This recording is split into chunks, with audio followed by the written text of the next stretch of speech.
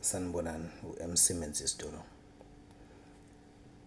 Ngiyanibingelela ebusuku but ngifuna ukwenza nje ividiyo encanyana.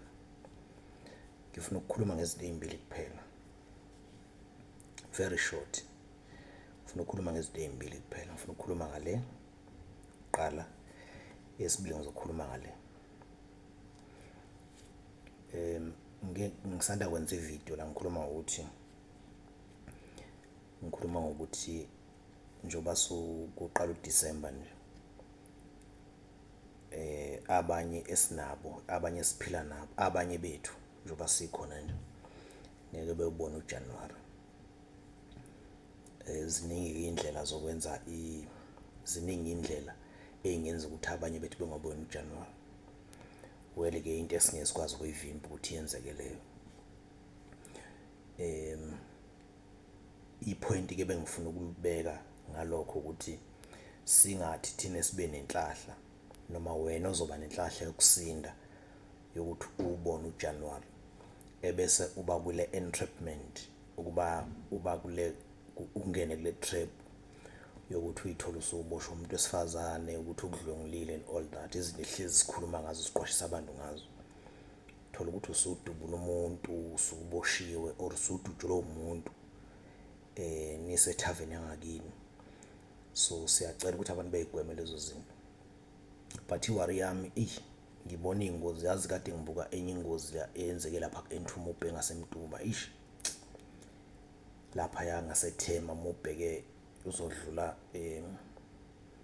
eProtea Hotel welimfolozi ukhuphukile eMtuba. Ziningi ingozi kade ngibuka nje nasemagate, ikhukhula amanzi, khukhula abantu. Those are the things esingeke sikwazi ukuyigwema, we like it or not. Mhlambe singayigwema ngayo imithandazo and all that, mhlawumbe angazi. Kodwa nje I'm worried ukuthi yini esingayenza siNingizimu Afrika ukuthi zingenzeki ingozi enjeyana. Yabona, ngoba ekubuhlungu ukuthi ke omunye umuntu uyayicabanga ukuthi uma ngwaseLimpopo noma engwase North West ebese ebona ingozi yenzeka eMtuba, vela ngabunandaba Mtuba ngingwaseLimpopo, or uma wase KZN eMtuba ubona ingozi yenzeka eLimpopo kusikhukhuni evela ubona anginandaba naleya ngozi, right noma ngabe kufike ngaka awunandaba. Kanti ingozi phela njengoba ile kude, uyazi ukuthi ngiyenzeka ukuthi ingozi uyibone yenzeka eCape Town kanti kunomuntu wakini lapho. Wena wazi ukuthi umuntu wakini uTohoze eGoli or uTohoze eThekwini, kanti umsebenzi umkhiphile wamse Cape Town, uye lo ofike wabandakanyeka engozini. So we must be very concerned ngeingozi noma bekuthiwa yenzeke kuphi. So that's number one. Bengifisa ukuthi insizwa zakithi ingozi ngempela zisifica, ngoba abanye bethi ingozi zisifica nje ingoba sisuke sishayile sidakiwe, sishayile singalalanga or senzeni.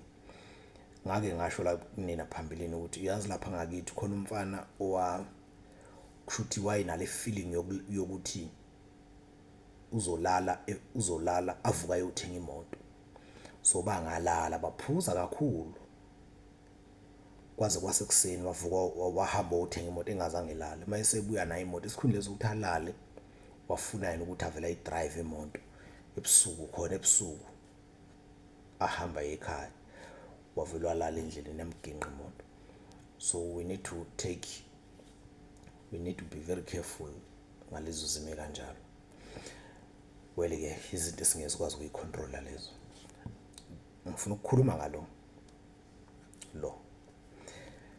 yazi ukuthi umuntu owavela nokuthi uma kuwumshado kumele kube nama partners, kube nezimpelesi zika Mkhwenyana, kube nezimpelesi zika Makoti, ebese ukuthi lezi impelesi kaMkhwenyana nezikaMakoti zibe ngophathina. Yabona umuntu owavela naleyo nto leyo walikhanda izinga elikhulu nezinga eliphezulu lobufebe. Walikhanda. Uyazi ukuthi mina bambala kakhulu abantu engibaziyo abake babazimpelesi emshadweni baba nophathini bagcina bengenzanga lutho. very few. Cabanga ukuthi mhlawumbe niyayazi leyo nto. Well-ke abanye bagcina beyitholile impelisi. I mean kulabo phathini abayizimpelisi nabo. Omunye uyamenya umakoti. Angithi imvamisa impelisi kamakoti kusuke kungabangani bakhe or osisi bakhe basemndenini or abangani kuba yimixture. Kanjalo nomkhwenyana. Impelisi zakhe isuke zimisile kusuke kungabangani bakhe or ama colleagues or aba university, babefunda ndawonye and all that. So uthola ukuthi abanye bazana manje, iningi labo vele lisuke lazana manje emshadweni. Kuzo practice step bandawonye kuyofithwa ama uniform and all that. Laba bantu laba baspend isikhathi esiningi bendawonye.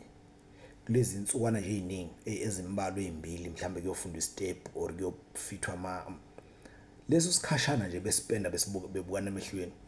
Kade ngikhuluma nenye insizwa ithi yabona umuntu waveza ukuze ngikhulume ngalento, ithi yabona umuntu waveza lento ukuthi emshadweni kumele benophathini.